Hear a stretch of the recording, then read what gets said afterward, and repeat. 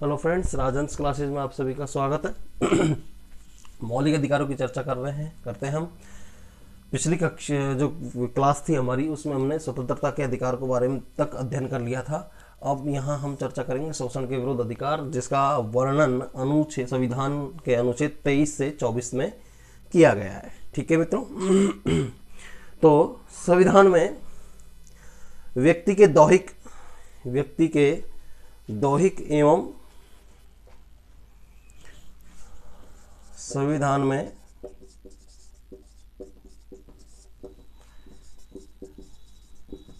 व्यक्ति के दैहिक एवं दैहिक स्वतंत्रता को निश्चित करने के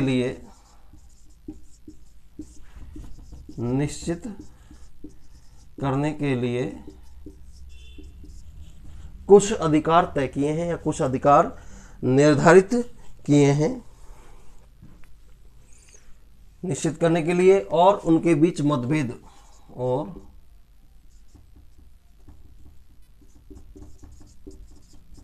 उनके बीच विभेदों को दूर करने के लिए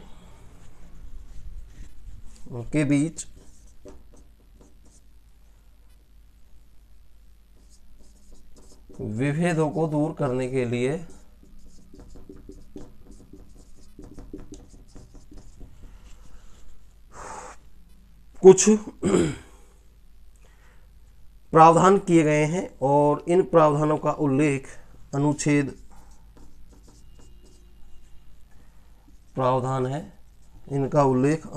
23 और 24 में है। कितने में है मित्रों? अनुच्छेद 23 और 24 में किया गया है। ठीक है, जैसे अनुच्छेद 23 में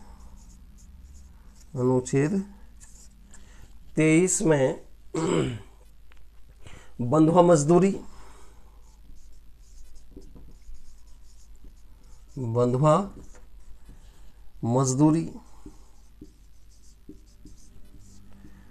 बिना वेतन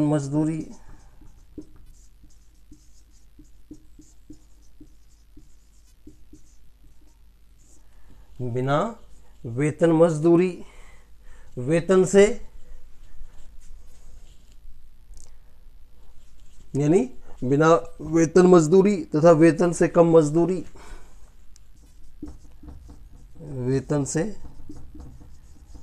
मजदूरी, ठीक है, और तय की गई मजदूरी में से कम मजदूरी देना, या मानव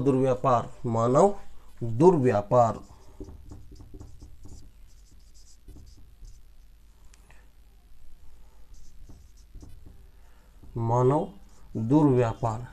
जैसे जो कृति हैं या जैसे ये जो कार्य हैं, ये शोषण के कार्य हैं, और इनसे व्यक्ति को सुरक्षा प्रदान करने के लिए अनुच्छेद 23 में वर्णित किया गया है कि व्यक्ति के साथ ऐसा बर्ताव नहीं किया जा सकता। ठीक है। और तथा इसके अलावा बाल श्रम निषेध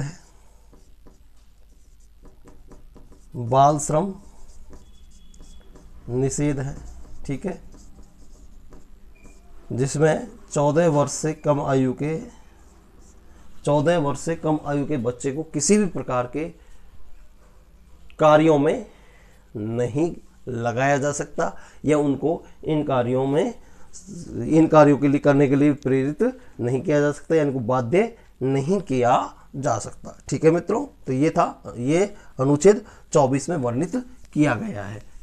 ठीक है, इसके अलावा संविधान की अनुच्छेद 24 में 23 में बाल मजदूरी, बिना वेतन मजदूरी, ये सब शोषण के व्यवहार माने गए हैं, और इनसे सुरक्षा देने के लिए अनुच्छेद 23 में इनको वर्णित किया गया है। और अनुच्छेद 34 में बाल श्रम मजदूरी को निषेध घोषित किया गया है। किसमें? अनुच्छेद 24 में बाल श्रम मजदूरी को निषेध घोषित किया गया है। किसमें? अनुच्छेद 24 में। किसमें मित्रों? अनुच्छेद 24 में। ठीक है, तो ये था हमारा शोषण के विरुद्ध अधिकार। इसके बाद जो अगला मौलिक अधिकार आता है वो है धार्मिक स्वतंत्रता का अधिकार। क्या है? धार्मिक स्वतंत्रता का अधिकार। अनुच्छेद 25 से 28। अनुच्छेद 25 से 28 चौथा जो मौलिक अधिकार है धार्मिक स्वतंत्रता का अधिकार। ठीक है, अनुच्छेद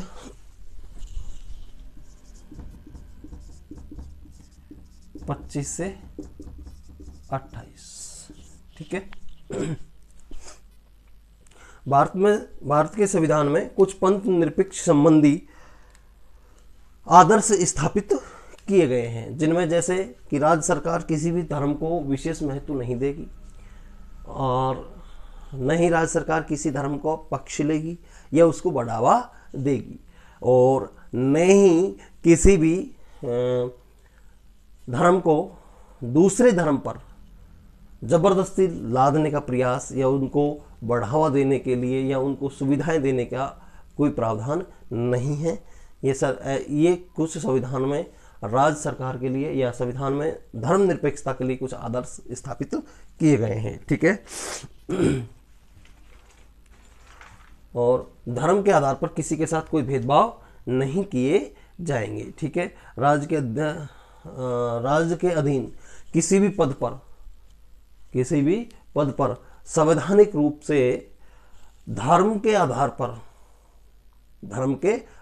पर किसी भी व्यक्ति को या किसी भी नागरिक को अयोग्य घोषित नहीं किया जाएगा। ठीक है मित्रों, तो अनुच्छेद 25 में ये तो कुछ आदर्श स्थापित किए गए हैं, जबकि अनुच्छेद 25 में प्रत्येक व्यक्ति को अपने मन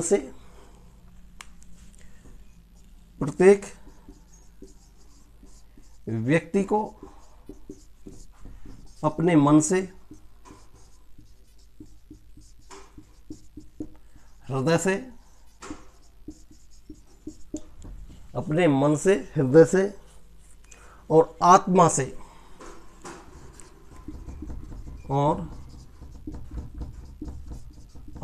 से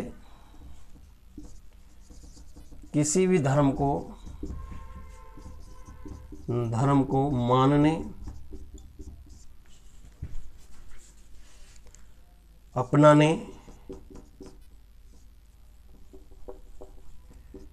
अपनाने का अधिकार दिया गया है। ठीक है मित्रों, दिया गया है। ठीक है, ये अनुच्छेद 25 में वर्णित किया गया है कि कोई भी व्यक्ति या देश का कोई भी नागरिक अपने मन से, अपने आत्मा से, अपने हृदय से किसी भी धर्म को मान सकता है, अपना सकता है, प्रचारित कर सकता है, प्रसारित कर सकता है। ये अनुच्छेद 25 के तहत धार्मिक स्वतंत्रता का अधिकार जो दिया गया है उसमें उसके आधार पर ये हर व्यक्ति को, हर नागरिक को ये अधिकार प्रदान किया गया है। ठीक है, अनुच्छेद जो 26 है, अनुच्छेद 26 सॉरी इसी अनुच्छेद 25 के अनुसार सिख धर्म के लोगों को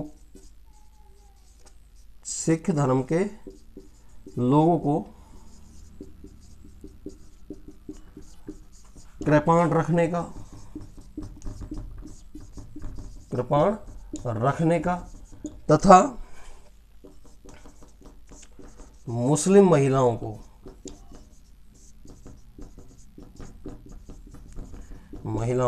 बुर्का पहनने का अधिकार है। ठीक है, का अधिकार दिया गया है।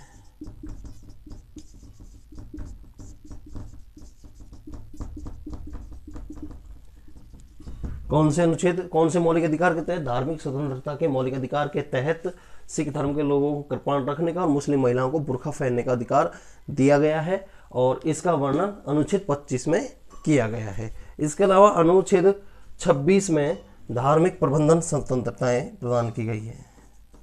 अनुच्छेद 26 में नागरिकों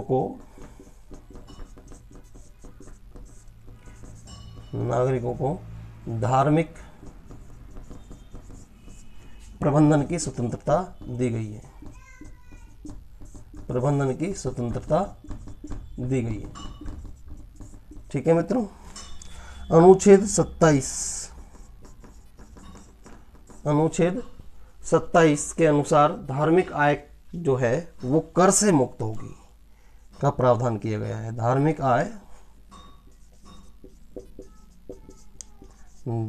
आय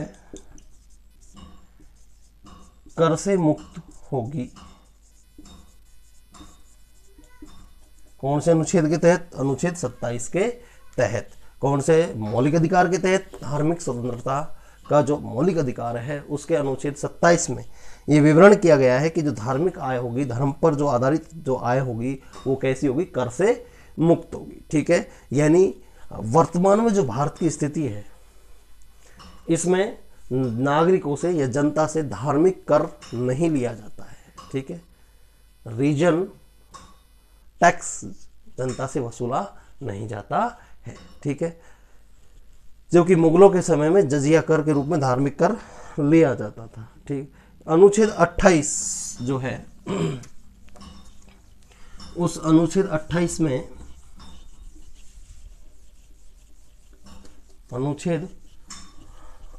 में नागरिकों को अनुच्छेद 28 में सार्वजनिक संस्थाओं में अनुच्छेद 28 में सार्वजनिक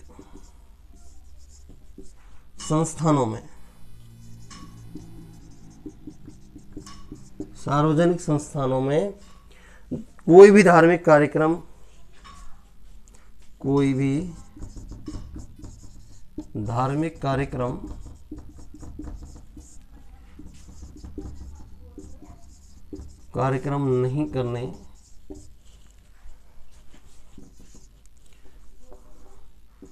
नहीं करने का प्रावधान है।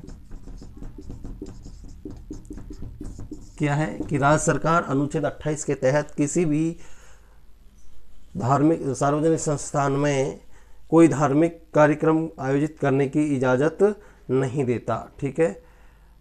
या किसी अन्य धर्म के लोगों को दूसरे धर्म के धार्मिक कार्यक्रम में उपस्थित होने के लिए कोई बाध्य नहीं कर सकता। किस अनुच्छेद के तहत? अनुच्छेद 28 के तहत। ठीक है मित्रों। तो ये थे हमारे शोषण के विरुद्ध अधिकार और धार्मिक स्वतंत्रता से संबंधित अधिकार। वीडियो अगर आपको पसंद आई हो तो इसे अधिक से अधिक संख्या में लाइक करें, शेयर करें और सब्सक्राइब करें। धन्यवाद।